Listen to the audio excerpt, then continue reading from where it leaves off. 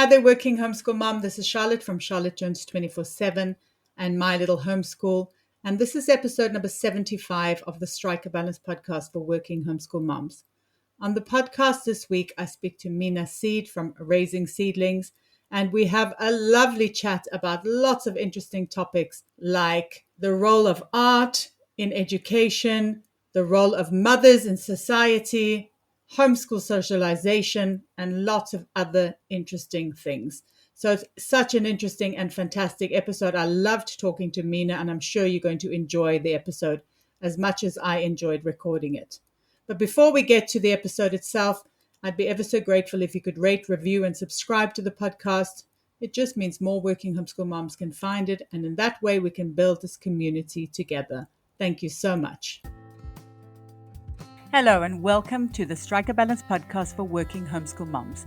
This is Charlotte Jones. I'm a homeschool coach and homeschooling mom of twin boys. I know it can feel really overwhelming to keep all the balls in the air all the time. So each week I chat about tips and strategies for being a happy and thriving working homeschool mom that you can implement in your life too. I also speak to awesome and inspiring women who manage to juggle homeschooling and work successfully and find out what their secrets are. Be sure to check out my time audit and mindset challenge in the show notes and sign up to my newsletter for lots of cool freebies. And if you ever need to chat, please book in a session with me. I'm so excited for you to be here and I hope you'll get so much value out of this episode. So let's get started. Are you looking for a new math curriculum? Well, I'm thrilled to introduce our favorite math curriculum to you. CTCMath specializes in providing online video tutorials that take a multi-sensory approach to learning.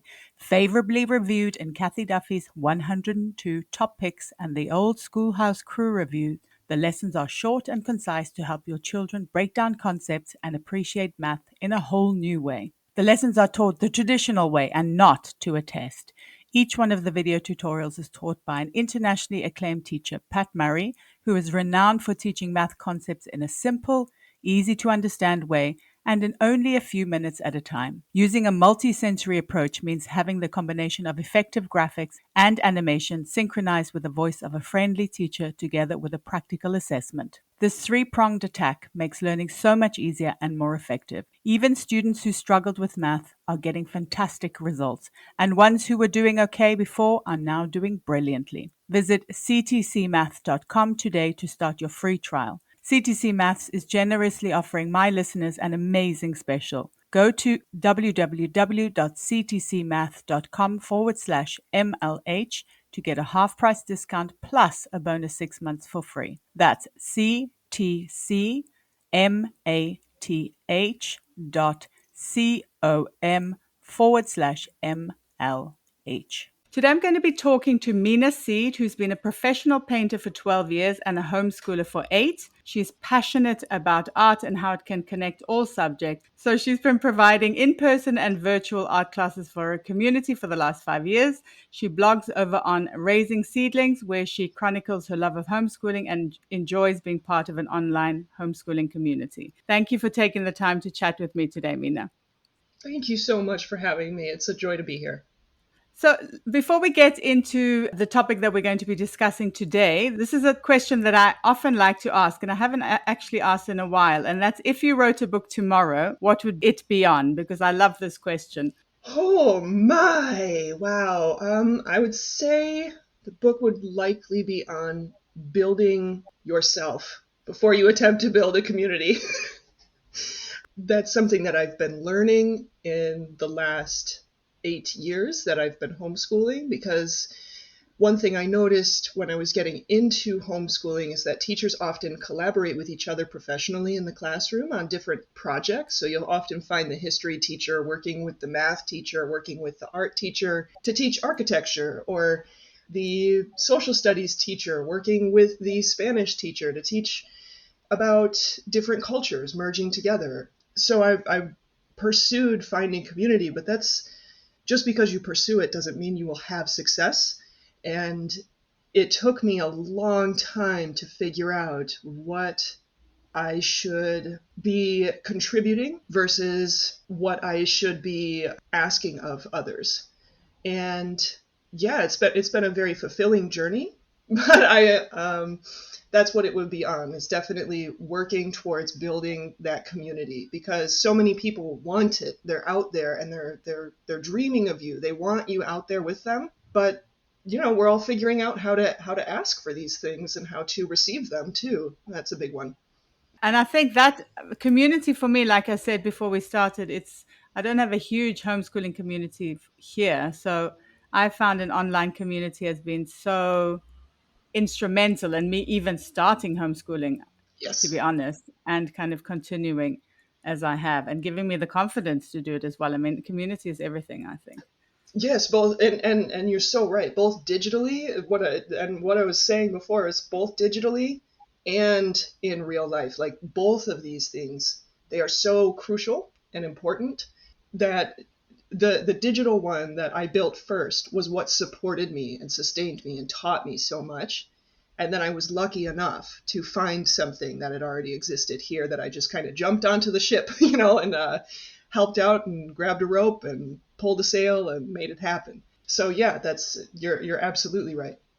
And so I think homeschooling as a journey can have a lot of ups and downs and a lot of unexpected things. But what is something that you found unexpected about homeschooling that when you started or throughout your journey?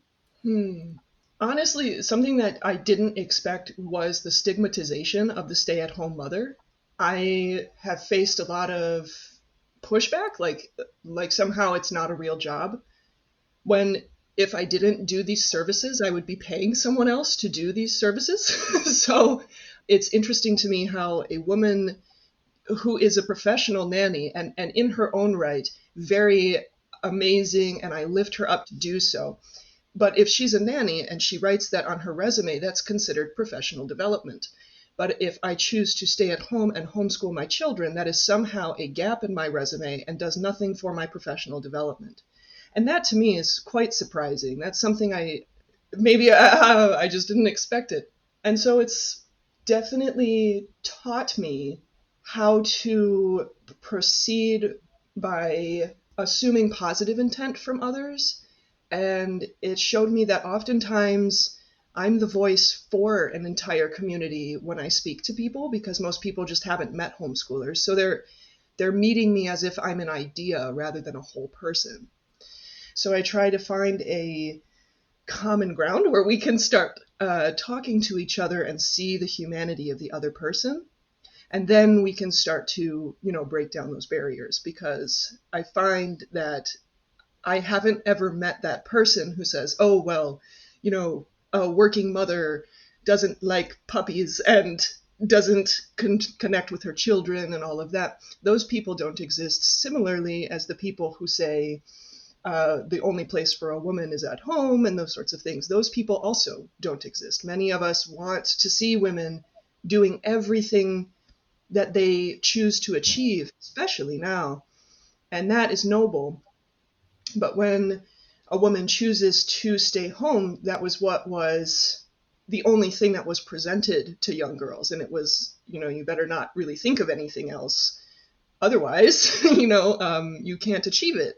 So it was only recently we as women were able to achieve anything other than staying home with our children. But now, like you've said very eloquently, we have these digital communities to connect with and build ourselves professionally and work with one another.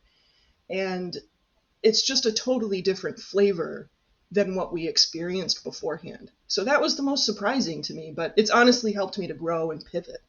That's so interesting because I actually very recently wrote a blog post about that, about the skills that you learn as a homeschool mom. And it was a long post because there are a lot of things that you learn. And I was like, I used to do a lot of recruitment as well. And I mean, those skills are very much transferable if you choose to go back to work. Obviously, I'm just like, if you wanted to put it on your CV, I would never, ever consider it a lack. Absolutely. And there's so much that transfers to the workplace that isn't often learned amongst adults, such as empathy and conflict resolution with empathy, because you're constantly working with two very young people who need that structure and guidance that only you can provide. And absolutely, I love that you said that it's transferable, because it definitely is. There is no gap, and I feel like every mom is a working mom, no matter what she's doing, because of all that we're contributing as a collective. Yes, exactly. And that's the thing. I mean, they call, can't remember the term. Is it care work or something like that? I know there's a particular term is not even considered part of the GDP or anything like that if you're going to go economically, when it is such an integral part in the whole economy of a country, though, because if we are not looking after children and, who's going to be able to work? That's the thing. That's why I wrote that post, I think, as well, just to show that, you definitely are doing something incredibly, incredibly valuable.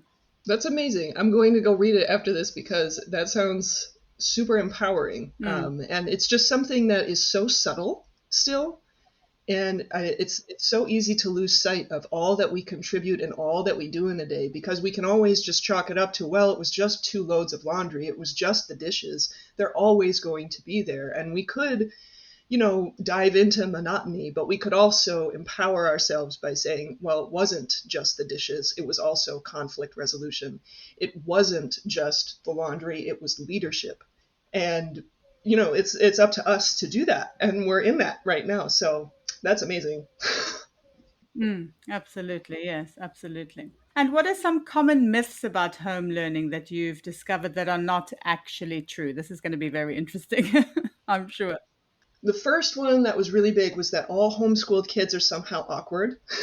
um, the amount of kids who I've met in homeschooling who are well centered, love their siblings, put together young people, completely shattered my thoughts on homeschooling. So I've been homeschooling since the beginning.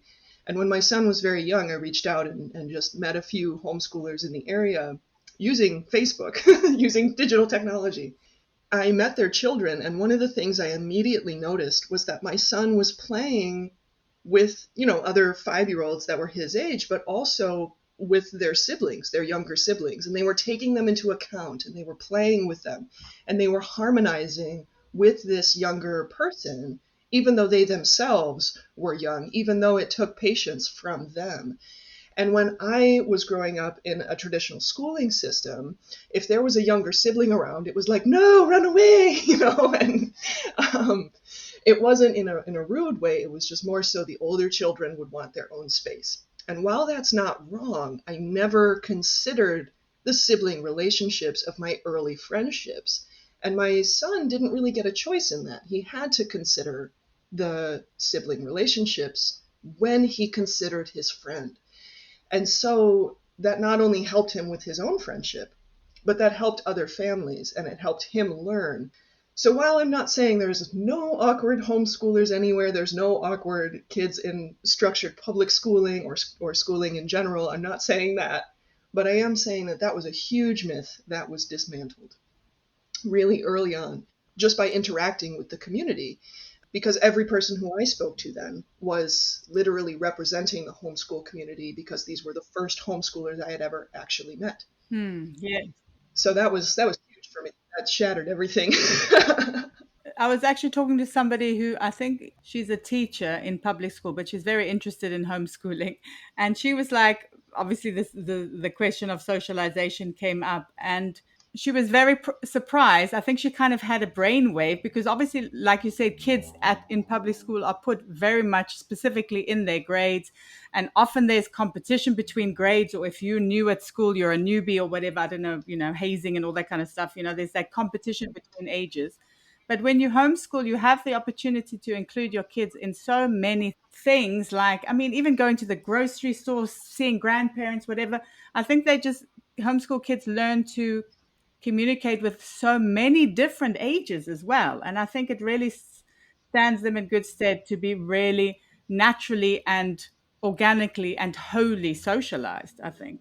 Yes, absolutely. And that's, like you said before, I really love that organic socialization where they're able to, go to the grocery store and go up to the sales associate and get whatever they need at whatever time of day, simply because of how life flows in a organic way, so they have to tune into that. And sometimes it's scary being a 7-year-old trying to buy something for the first time and figuring out, do I have enough? Do I, and handling that problem solving, that's a lot. And we are, building that for our kids based on the opportunities that homeschooling provides. And that's it's paramount because the socialization with our peers, while it does have incredible benefits, I think that there's a lot of clout given to that idea, and so we don't focus on the positives of interacting with other adults when we're young. It sadly kind of gets missed, you know? Mm. Mm. That's so true. Yes. I suppose socialization, it is definitely easier, let's say, if you go to public school, but it's not necessarily better. I don't think. Right. Right. Yes, I agree. It's not that anyone is attempting to add pros or cons or anything. But one thing I always say is that you can love and respect and feel immense gratitude for teachers, but you can also discuss a flawed system and that they are in. And so that's something that we can give more power to because of this digital presence that, you and I have online. We're in community together and we can talk about these things.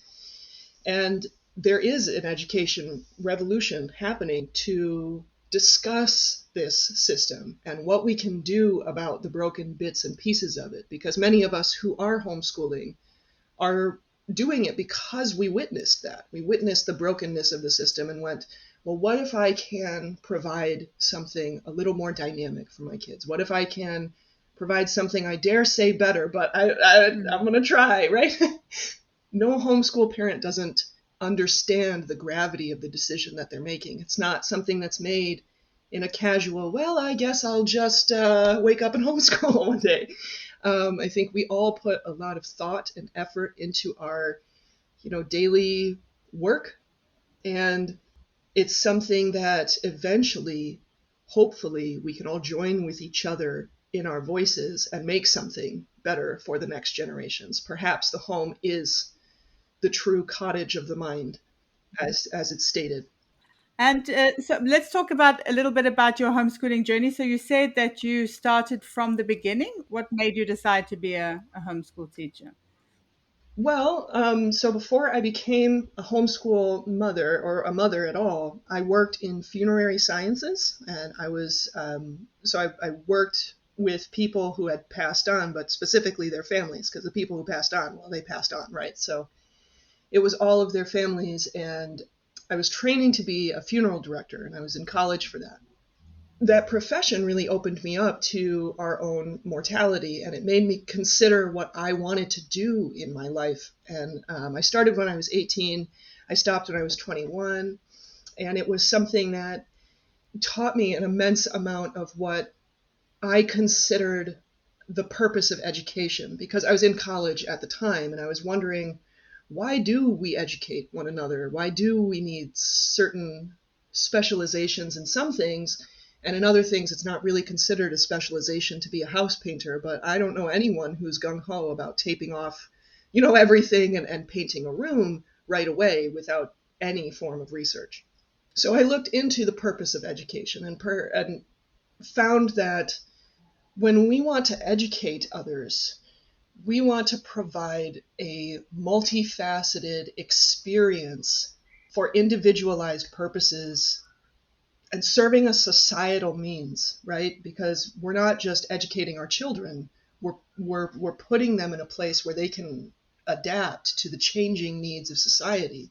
If COVID taught us anything as adults, it's that we must adapt to things as they change, and that the next generation will need to be leaders and innovators and problem solvers in their own right, whether or not they're in community. They will need to have that mindset in order to navigate the world. But when we discuss schooling in the United States was created with lots of funding, and the funding came from many different sources, but mostly from the founder of the General Education Board, and that happened in 1910. And in 1913, Reverend Frederick T. Gates stated, quote, "We shall not try to make these people or any of their children into philosophers or men of learning or science. We are not to raise them up amongst authors, orators, poets, or men of letters. We shall not search for embryos of great artists, painters, or musicians, nor shall we cherish even the humbler ambition to rise up amongst them lawyers, doctors, preachers, statesmen, of whom we now have ample supply." And so sadly, education in this country has become a rigorous academic work done over and over again to test well, to fill up time, so that way the parents are in the workforce. Now, it's not a terrible system when you consider that both parents need to be working in order to afford the basic bills of living. However, it's a flawed system when you focus on the student or the child, and that they're trying to swim upstream, and the whole class is sometimes lost, and the teacher's hands can't really move in a creative way to facilitate her class. She needs to be facilitating for state funding. And so when I found all this out through my research before I was ever a mother, it really lit a fire in me that I honestly never thought I would be doing this. But once that happened, when I was 22, I met my who would one be one day, my husband.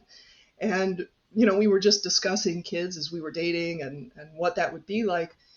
And he was the one who brought up, well, I mean, I would really like to homeschool, and I would work very hard to make sure my kids are homeschooled. And, then I revealed to him what I had learned, and, that was pretty much it. We decided that we would give it a try. And so when our son was 3, we just started reaching out to the library, to different, like there's community centers in our area, so we would just enroll in classes for those. And eventually that led to me meeting one homeschool family here, another one there. And, so slowly it happened. And that's how it all got started. Yes. When I also discovered that the origin, I would say in South Africa it's pretty similar. Is people are working towards the test. It's the standardized testing. It's that kind of thing. I mean, obviously teachers have a lot of students and they have to tick the boxes and things like that. I mean, I admire teachers because I think they have an incredibly difficult job. But when I also discovered that, I was like, it's almost like homeschooling for me is like the most obvious choice, I think, if you look at it like that. Especially, I think, because my kids are neurodivergent. So the system is even more not suited for them. So I think that it's like homeschooling was an obvious choice to do for us as well. That's incredible. And that you notice that you can create a why for them. Why would I choose this? Well, because I can provide things, right? And so it's such a clear and concise why that they can feel empowered too by saying, you know what, my mom told me every day that I can make sacrifices for the things that I want to see in the world. And that's very powerful. Absolutely. And I think the why is really important because homeschooling can be tough too. And I always recommend to people, if you're having a tough day, you have to remember your why, because, or at least be very aware of your why and have it even physically written down somewhere so that you can refer to it when you go through those seasons or those days that are just really tough. Yes, I have mine on a post-it note in my bathroom. So I see it whenever I wake up. And So, being a professional painter, did you always love art and was it always important to you? oh, yeah. Yeah, like all through when I was going to college for funerary sciences, art is kind of what helped me understand anatomy, because instead of just writing down the notes, like of course in class I would write down the notes, but then when I went home to study my notes, it helped me to look up anatomical scientific drawings and then transfer those to my sketchbook and label them myself. Or there's coloring books on anatomy and physiology in particular was very tough for me. So I used that part of my brain to help me learn. And I didn't recognize what I was doing, but I was homeschooling myself.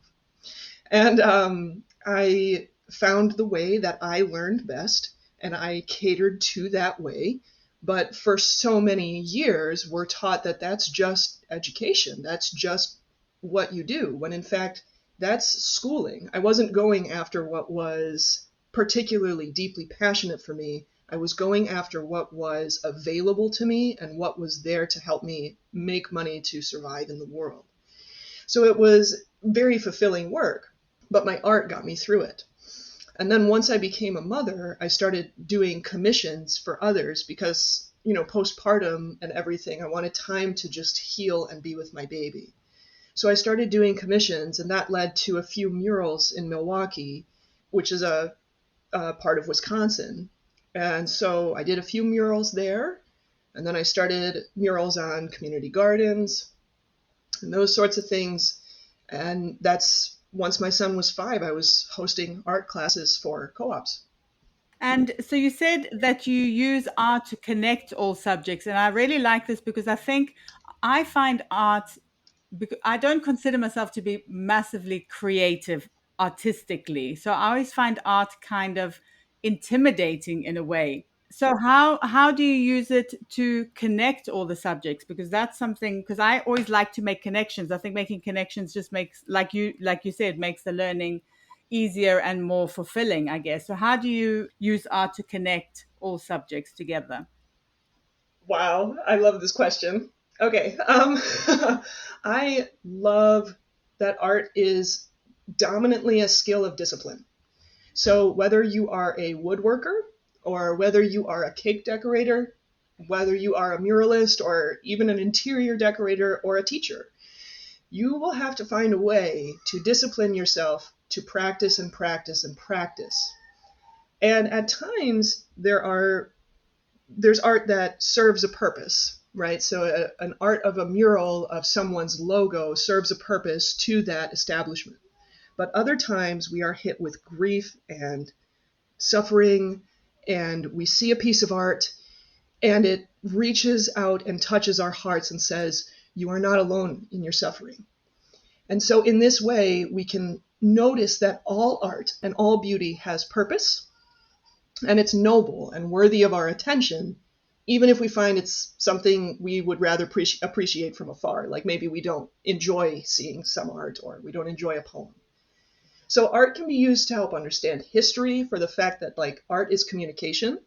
So when we study the mosaics of Rome and we look at the work that they put into their intricate amount of tiles, we understand that they were trying to say something to us there. And so we don't even really have to create the art. It's already created. And we can just dismantle what those people were trying to share with the world through that work. I mean, when you consider the mosaics of old, they had primitive tools that they were using. And somehow they put this whole thing together, and it was such a heavy weight for their society that they felt they must put this in and transfer it to us. So that's one way it can transfer to history. But in the masonry of castles, in the mountains, so there's like Ellora caves in India that were carved by hand into the sides of mountains. And this is like hammer and chisel, very, very tiny little bits at the time, that takes days to just plan. So it was an arduous task. And so we can find that. But art can also be found in science, right? So when I was going to college, art aided me in understanding the sciences of funerary work and how to aid the living through their journey of grief, but also how to understand how to perform my job the best. So that way, when they see their loved one for a final time, they're seeing them as sleeping, not as passed on. So, and also in just a more simple way, we all remember from our math books the guy with like 64 watermelons and 86 cabbages, right? Like it's a visual means that allows us to remember the words. And finally, when we like start reading, we read pictures before we read words. So if you have a picture of an applesauce jar and you show it to your 2-year-old and they want applesauce, they may be able to say want, but they may not be able to say applesauce. So they have something to point to. So art is a way that we can also learn. So it's just it kind of transcends all of the rudimentary subjects, but also is a way to connect them from below. So that's why I'm just so passionate about it. I often love how it takes the nuance out of subjects and puts more of a beauty into that subject. I love that. Yes. Because I suppose art is, it's so much more than just painting something or drawing something, which I guess a lot of us kind of consider art to be. But I suppose it's just, it can take so many different forms. Hmm. Hmm.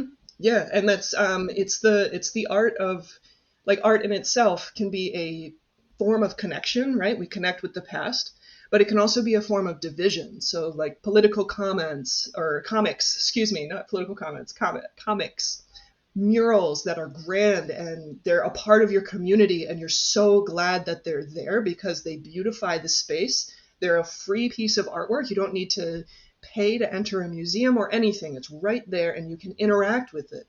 There are examples of art that push and challenge the beliefs we might have around history, or that break the mold around what we maybe a community had previously been doing, but now it's time to change, and the artist can go in and provide context for that change through a visual means.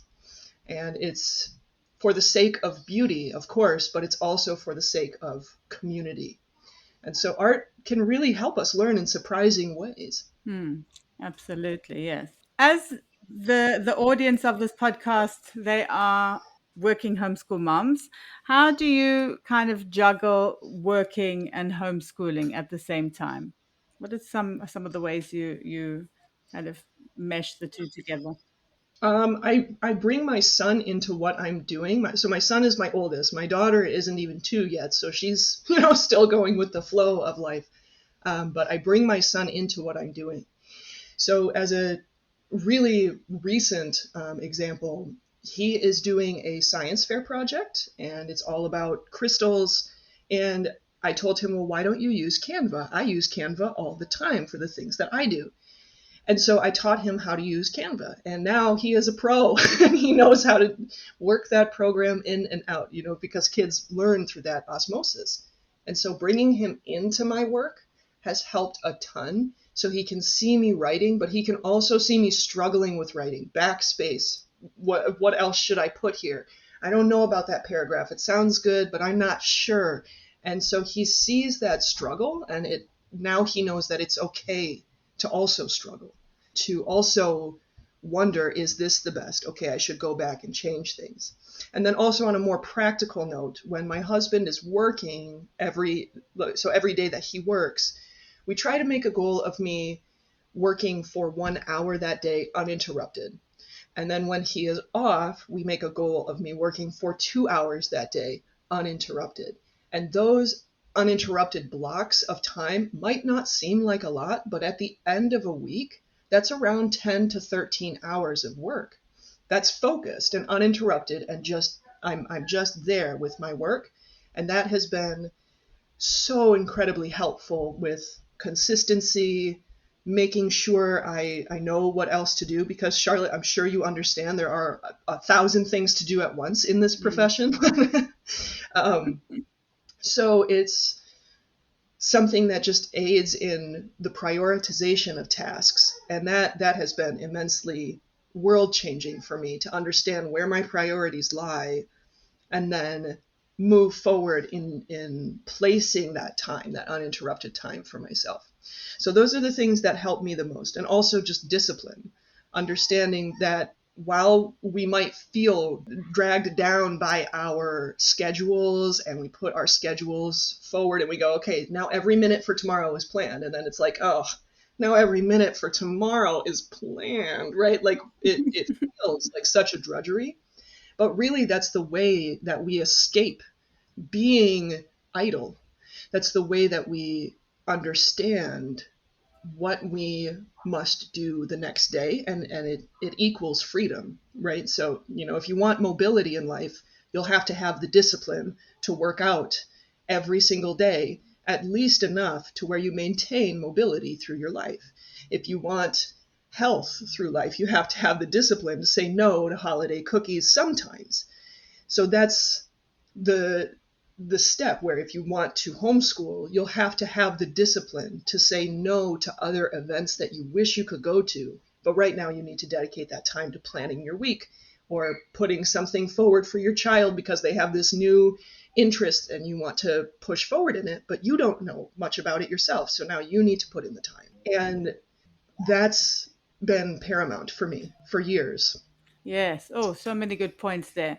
Prioritization. So I also tell people when they start that you have to know what's really important to you because you will find the time for things Yes. that are important to you, as we always do. It's easier to find time for things that are important to you rather than doing things that don't serve you or that only serve other people, I think.